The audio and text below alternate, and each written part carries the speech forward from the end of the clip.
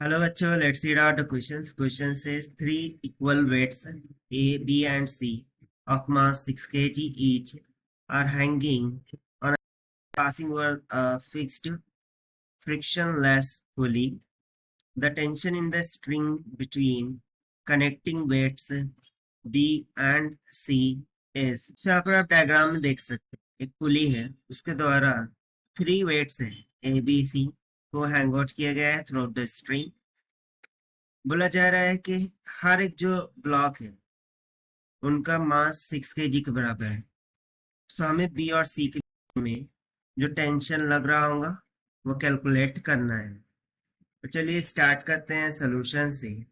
But before of its let's talk about the key concept which we are going to use here for this question. So सबसे पहले तो formula हो जाएगा Newton second law of motion, force is equal to mass times of acceleration.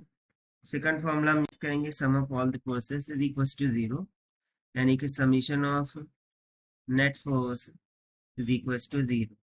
बस इसी formulas का यहाँ पर यूज करना है।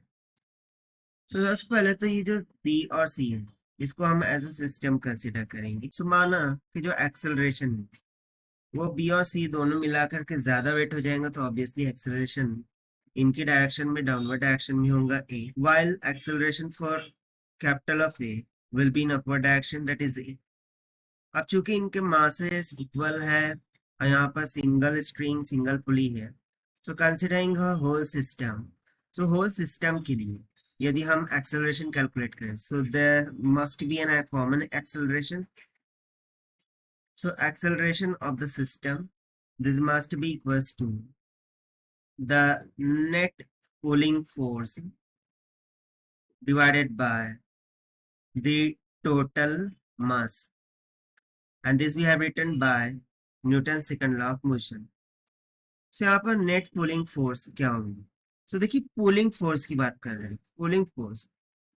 सो जब बी और सी का मास हम यहाँ पर ऐड करेंगे, सो 6 प्लस कितना हो जाएगा 12।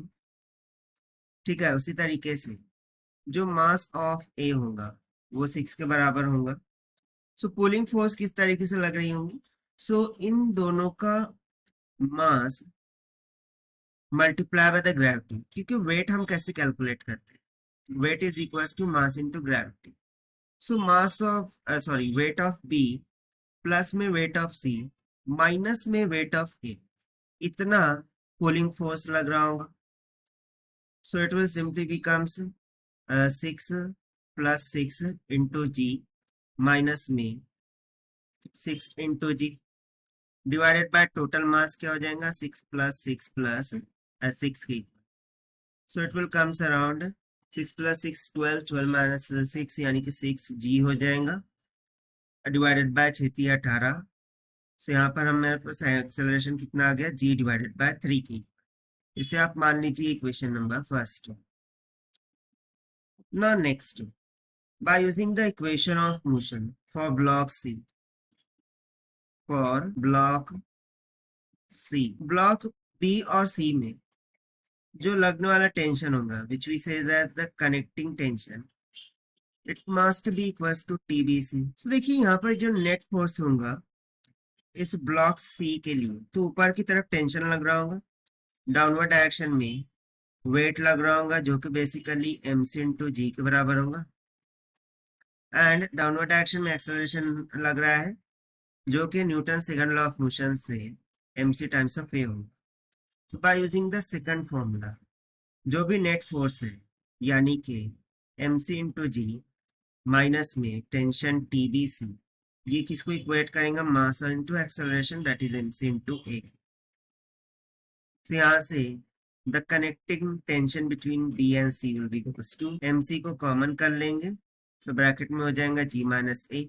सो this will be equals to mc कितना है 6 kg into the bracket, now value of g we will do let 10 metre पर सेकंड क्योंकि इसका वैल्यू इतना ही होता है।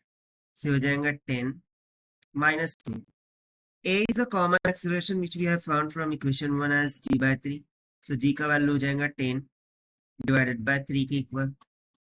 सो इसको सिंप्लीफाई करते हैं, this will goes to 6 multiply by 30 minus में 10 कितना हो जाएगा 20 divided by 3, 3 to the 6, 2 to the 4. So tension in BC कितना निकल के आ जाएगा 40 न्यूटन्स की, और यही हो जाएगा हमारा required answer for this question. So according to given option B is correct. So this is the required solution. I hope you understand it well. Best of luck. Thank you.